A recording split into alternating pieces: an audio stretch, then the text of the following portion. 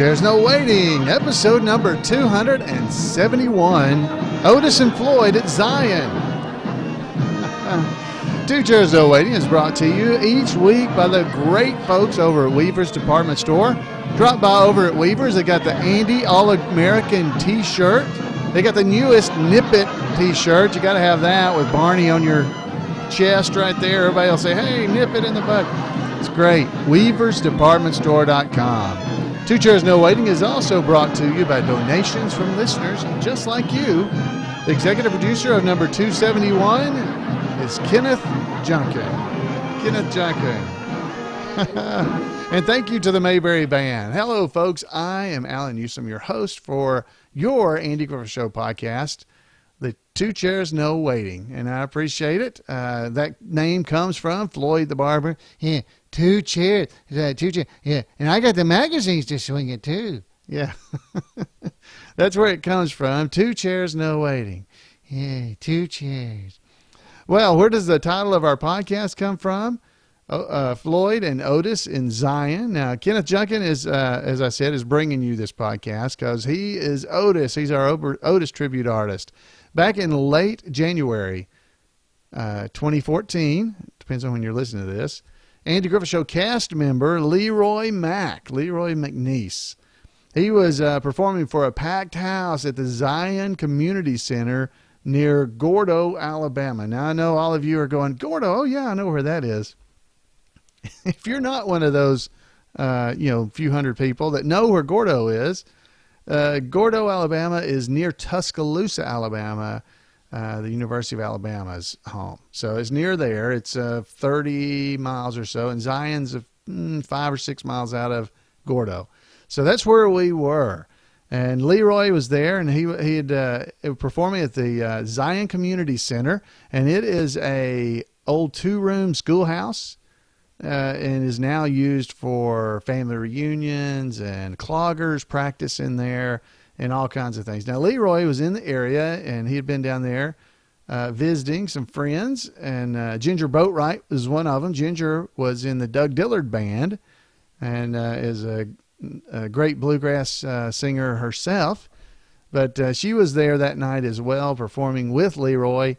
And it was a great time. Now, they were raising money there at the Zion Community Center for paying for their insurance. You know, you got bills you got to pay for. So LeRoy had agreed to come there. He was selling some of his CDs, things like that. But they needed to pay their bills, so LeRoy agreed to have a performance that night. And so Kenneth Otis Junkin had asked me if I would come down there and help out. And I was like, this is great. Yeah, I'd love to. There was probably about 200 and some odd people there. They were selling food, had hot dogs, and everything was donated. So they were raising all kinds of money for this community center. And Kenneth and I were blessed to be able to be there with LeRoy. So you need to head over to LeRoyMack.com to check out LeRoy. Now, we're not playing any of LeRoy's stuff on here. Because LeRoy makes a living going around doing shows, and I really don't want to, put stuff out that's kind of his copyrighted stuff. I don't want to do that here on the podcast. But what I did record, and I hope you guys are going to enjoy, was the beginning of the show. Because Otis and I were kind of the opening act to get the entertainment ready for LeRoy when he was going to come out. So we got about 20 some odd minutes of this, so I hope you're going to enjoy it. This is Floyd and Otis over at the Zion Community Center. So take it away, Otis. Introduce Floyd for me. Give him another hand. Wasn't that great? Man.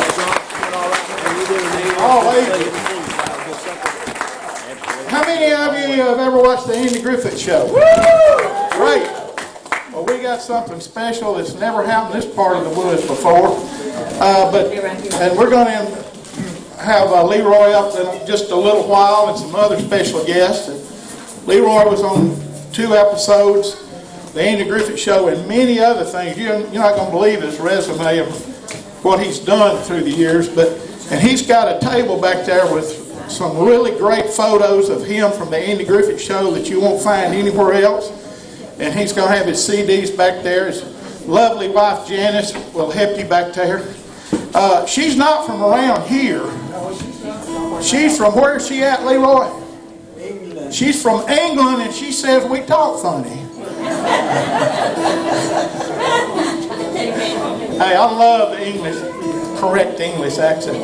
And we do have the girls that go around, remind you, selling the door prize chance. We've got some really nice stuff back there that you can't find anywhere else. It's from Andy's hometown, Mayberry on Main. Sent a lot of nice merchandise. And Wyatt's Cross Country Store, whatever, they sent a couple of John Deere items that I'd never seen before. And we didn't charge anything tonight. We got food.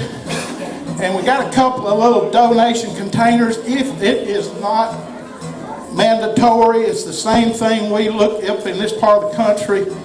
Just like a road map, it's just a suggestion.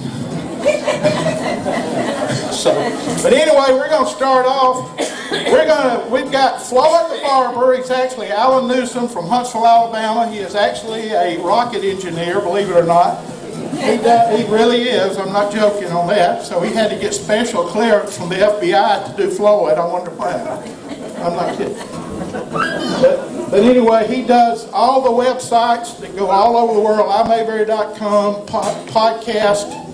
And we're glad to have him here. And he and I are very fortunate to travel with some of these cast members from the Andy Griffith Show. And so right now, Floyd? Hey, Andy. Here, I'll take that. He's got a little triangle around it. Hello, everybody. It's good to... Hey, everybody here? Hey, well, you know, it always makes me a little nervous coming up on a stage like this, because Barney, you know, he had an uncle one time. Have you ever heard this about Barney's uncle? Well, it was a bad situation. He was up on a stage like this, and he was walking across it, and fell through this great big hole in the middle of it. Yeah, we think he would have broke both legs if it wasn't for that rope around his neck. Yeah, there's a rope around it. Yeah.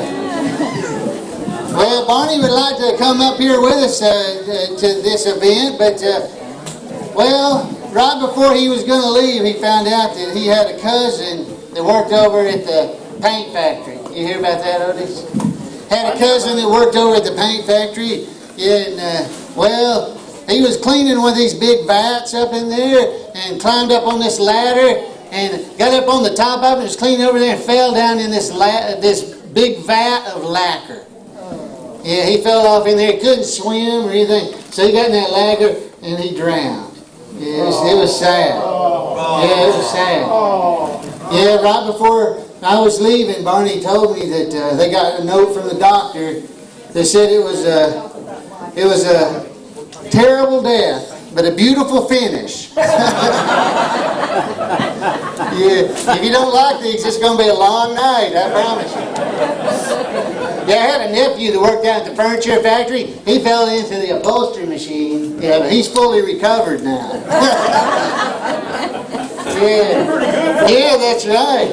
Oh, I'll tell you this story. I was sitting up there outside the barber shop the other day, sitting on the bench outside there, and this fella, he comes down walking from down towards Foley's store, and he's walking like this. He's going... He's dragging his leg. He's walking like that, and I was looking at him. He kind of walked by the store a little bit. Then coming around the corner from over at the courthouse over there, another guy came around the corner. He's walking like this. He's dragging his Comes leg. around the corner.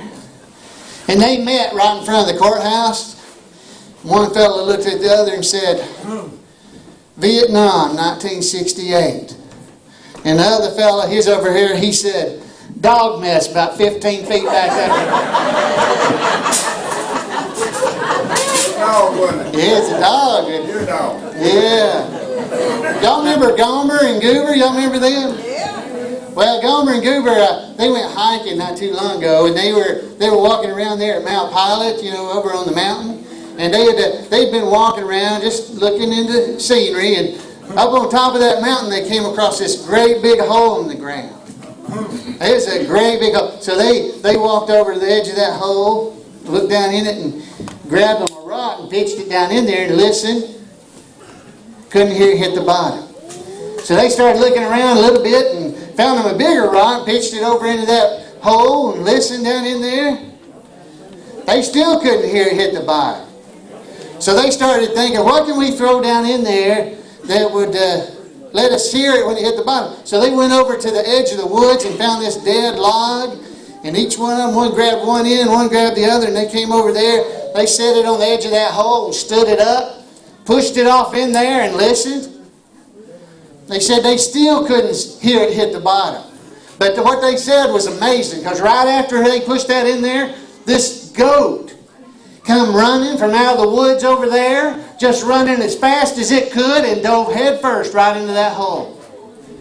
They had never seen anything like that. They talked about it. They walked off and talking about it the whole time. As they was walking along, Mr. Flint, he's a farmer over there. Y'all may know him. Anyway, he come walking along. He said, boys, have y'all seen my goat? I can't find my goat. They said, well, I don't know if it's your goat or not, but we was up on top of the hill there, and this goat come running out of the wood and drove into this. He dove head first right into this big bottomless pit.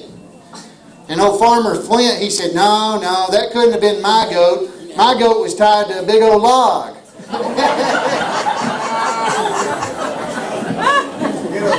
That's right. Yeah. Well, y'all know Gomer went off and joined the Marine Corps. Y'all knew that, didn't you? Y'all remember that? All right, so Gomer joined the Marine Corps, and he went off to basic training or whatever that's called. But he came back. And when he came back right after that, before he got deployed wherever he was going, he was there in Mayberry visiting with everybody. So he was over at Wally's, over at the gas station. And he was there, visiting, talking to everybody, telling about where he was going. He said, well, my next place is I'm heading up to New York City. And then they're going to ship me out from there. This lady was in line to get some gas, and she heard him talking. So she came out of her car and said, Gomer, I heard you said you was going to New York City. He said, yes, ma'am, I am. That's where I'm heading. And she said, well, if you're in New York City, could you tell my son to call me? He said, well, I don't know, ma'am. That's a pretty big place. But I'll try. What's his name? She said, his name is Dunn.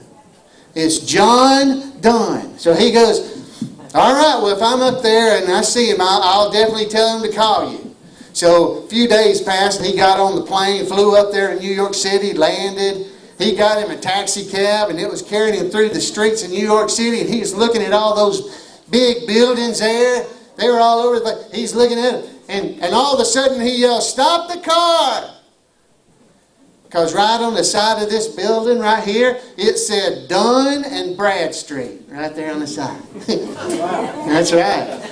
So he jumped out of that taxi cab, went walking into that front doors of this room, and it was about 5 times as big as this room right here, and had just marble floors, and there was nothing in there except a table with a lady sitting behind it right in the middle. So he went walking, you know how he walks, over there to the middle of that room and found that lady at the table, walked up to her and said, have you got a John here? Yeah, she went, yes we do. It's 3 doors down there on the right. So he goes walking over that way, walks over there, and just as he got to that door, this fella come walking out, and he said, are you done? Yeah. He said, yeah. And he goes, call your mama. Yeah, that's right. Oh. Trying to get me to stop, aren't you? Oh. Hey, I heard this one's a good one too. This is a good story. I heard this at the barbershop the other day. This duck, he goes walking in over at Miss Ellie's drugstore. He walks back into the back there and gets some chapstick. He brings it up to the front, lays it up on the counter.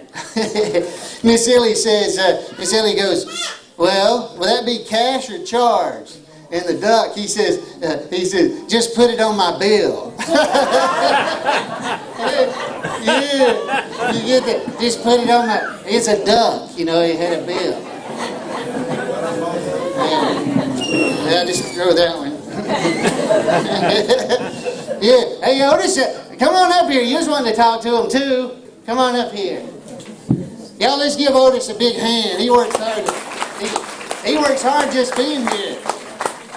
You know, and I got Barney deputized me so I could make sure he doesn't, you know. Hey, Otis, how you doing? Oh, I'm sober, You all right? but I expect I'll get over it. You'll have to excuse me. I'm not moving too good. My feet are just killing me. They are. Yeah. My shoes are too tight. They are. Well, I was going to wear my black and white ones, but I couldn't find my white one. I told the salesman when I bought these shoes, I said, these shoes are too tight. And the salesman said, try them with the tongue out. And I said, these shoes are still too tight. But, you know, I'm rehabilitated now. I've quit drinking. you quit drinking? You know, Andy and Barney and 8B and Reverend Tucker and you, Floyd, have helped me. I've been working. Yeah. But my wife, Rita, is so excited that I quit drinking. Yeah. The Monday after I quit drinking, I come home and she met me at the door with her hair down. Oh, She ain't done that in 25 years. 25 years. Yeah. Yeah, it's good. And she had makeup on. No makeup in 20 years. Oh, that's good. She even put a little mole right here like Cindy Crawford. Well, like Cindy Crawford. You got the mole. So I was going to give her a little kissy. And I leaned over. It wasn't no mole. What was it? A tick. Oh, Otis. Yeah. What'd you do? I got my cigarette lighter out to burn it off and set her mustache on fire. Oh, Otis. I ain't got back in the house since. Oh, that's terrible. Well, you know, you ought to tell her how you feel about her. You told me that before. You remember that? I told him when stuff like that happened one time, I told him, Otis, you need to go tell your wife how you feel about her. Tell her how you feel. And you know what you said, you remember? I said, how do you feel about her? He said, well, she makes me feel like a god. Yes. Didn't you say that to me? Burnt offerings. Yeah, burn off. Yeah, I told him not to tell her. Hey, listen, do y'all know Opie? Little Opie from Andy? You know, when he turned 6 years old, Andy wanted him to get a little responsibility. So on the Sunday after he turned 6, he gave Opie a $1 bill to give to the preacher there in the collection plates that come by. So he gave him and said, Opie, I want you to give this to the preacher. This is a collection. Okay, Paul. So during the service, that collection plate comes by, and when it comes to Opie, he's got that $1 bill wadded up in his fist, and he just takes that plate and hands it right to the person sitting next to him. He just let it pass by, did Just let it pass by. Well, when the service was over, he walked up to the pulpit, and the preacher was there, and the preacher said, Opie, I noticed when that plate come by, you just handed it to the person next to you. Uh-huh. And Opie said, I wanted to make sure you got this $1, preacher. I brought it to you because my Paul says you the poorest preacher we've ever had. Oh, that's good. Yeah. You know, Opie one time, I tell you about Opie. Opie, you know, he had been to church on Sunday, and he's in my Sunday school class. Yeah, he was. And we'd been doing a lesson on Adam and Eve, about how, you know, Adam, Eve, they took a rib out of Adam and made the woman, you know that story? Well, he told Andy and Aunt B about what Sunday school was about. Well, about 2 days later, he had been out running, just playing and running really hard and everything. He got a stitch in his side. And Aunt B said he came back in the house and he was holding his side. And Aunt B said, Opie, what's wrong? He said, I think I'm having a wife. Floyd, I understand you learned the other day down in Raleigh how to get the cleanest shave on earth. I did. Will you tell us about that? Yes, sir. I'll tell that story. There's a fella, he is a world champion shaver. You know, he had been shaving. You would like to. That's right. He'd been shaving people, world champion. So I went down to his barber shop to find out how he did it, because I wanted to I would like to be good. So I went in there and he said, well, I'll be glad to show you. Just sit down in the chair there. So I sat down and he lathered up my face real good.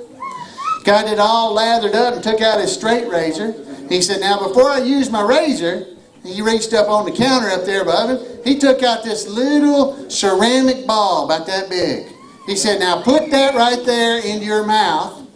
So I popped it in my mouth. He said, now slide it over into that jaw and it'll make your cheek stick out and real smooth and I'll be able to show it. So I slid it over there and it was big old, and he shaved it. It was smooth. Ooh, smooth. Yeah, it was smooth. So that's how they do it. Yeah, so he said, all right. So he lathered up the other side of my face then. He said, now here's what I want you to do. Take that ball now and slide it with your tongue over in the other side of that cheek.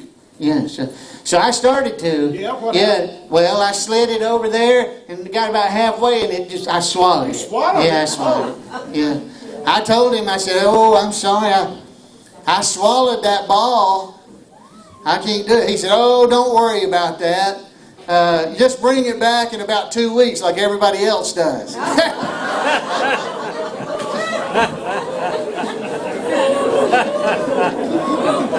That's right.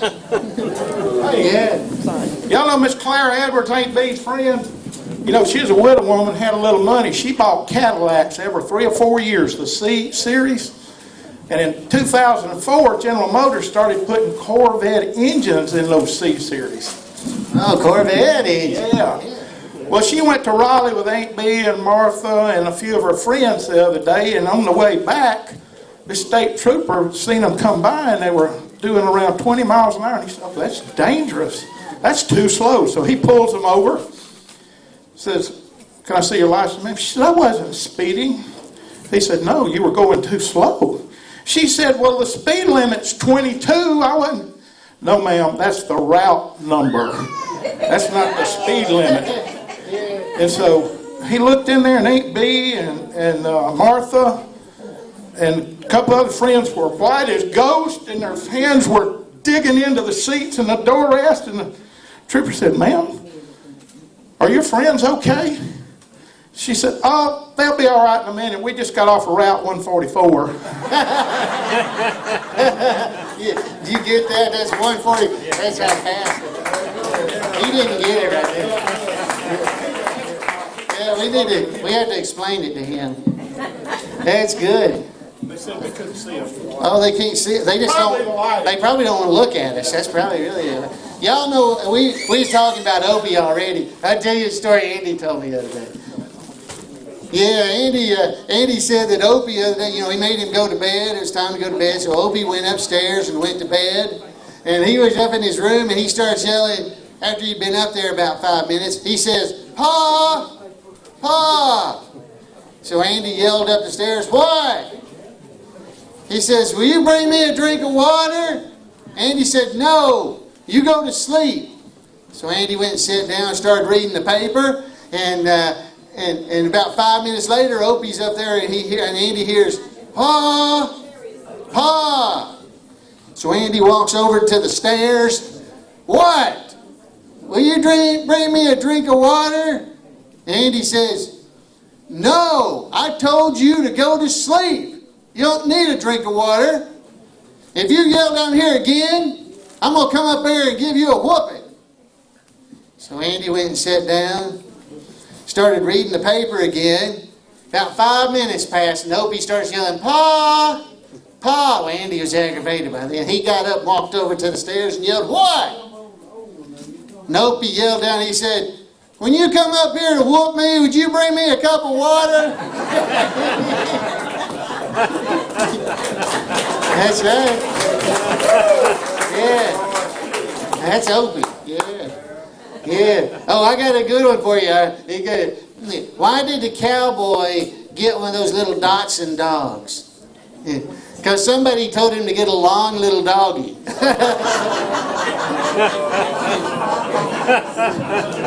I'm a barber, not a comedian. What are you doing?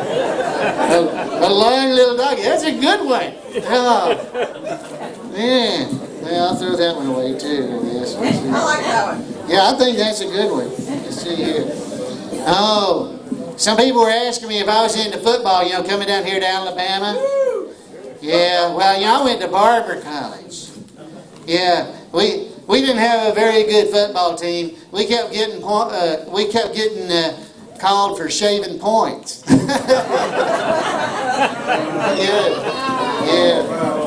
that's right. Yeah, we also got a lot of clipping calls. We didn't do that very good.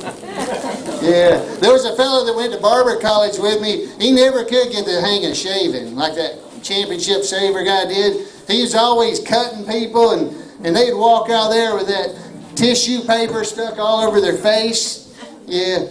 He never did graduate, but he got a real good job hanging wallpaper downtown. Are you ready to get some real entertainment? Get up here. Well, folks, I want to thank y'all for having me, and don't forget to buy some, get you some chances on that stuff back there. And Otis, I'll turn it over to you. Thank you, Floyd. You're pretty sharp for a barber. Okay, now All right, folks. I hope you guys enjoyed that. That was Otis and Floyd, or Floyd and Otis at Zion. It was a fun evening. They raised a good bit of money. They got enough money to pay their insurance. The crowd was enjoying themselves, and so were Floyd and Otis. And I just want to thank you guys for spending this time with me, and I hope you enjoyed it. I'd love to hear from you. You can call in and let us know what you think. And if people are wondering what some of the Mayberry shows that we do are like, that's kind of how they are. It'd be Barney, David Browning, and myself as Floyd, and Otis, Kenneth Junkin. We got a Goober, Tim Pettigrew, Howard Sprague, Jeff Branch. We all get up there and can tell stories. Got Ernest T. Bass, Phil Fox, and Phil Lee does it with us sometimes as well. We've just got so many different people, and I'm leaving people off. We got Christy. We got the one lady our one lady tribute artist, Christy, who does Andalina, Charlene Darling's daughter. She's awesome. And Bob Mundy, who does Briscoe with us. We have a great time. I'm sure I forgot somebody off the top of my head here without writing these down. But the tribute artists are so fun to be around. They're all good people, a lot of fun to be with. And, those are the kind of things you can have at your church or places. I'm not trying to drum up business, but people always wonder, what do y'all do? What's it like? Well, that's just one example. We do, there's skits and all kinds of things too. But I hope you guys enjoyed that. Now you can hear it here on the podcast, but you can also watch it if you want to see what was going on. But it was basically just Otis and I up on stage of that old 2-room schoolhouse and having a great time. And I hope you had a fun time tonight. I'd love to hear from you at floyd@imayberry.com. You can email me, or you can give me a call at 888-684-8415. I'd love to hear your voice so you can tell me what you thought. Or, just tell us what a Mayberry event you've been to that you enjoyed. Love to hear about that. So, folks, drop by our website. Go to our Facebook page. However you want to get in touch with me, I'd love to hear from you. Hope you guys have a great Mayberry week, and we'll see you next time here on Two Chairs No Waiting. Thank you for spending time with me.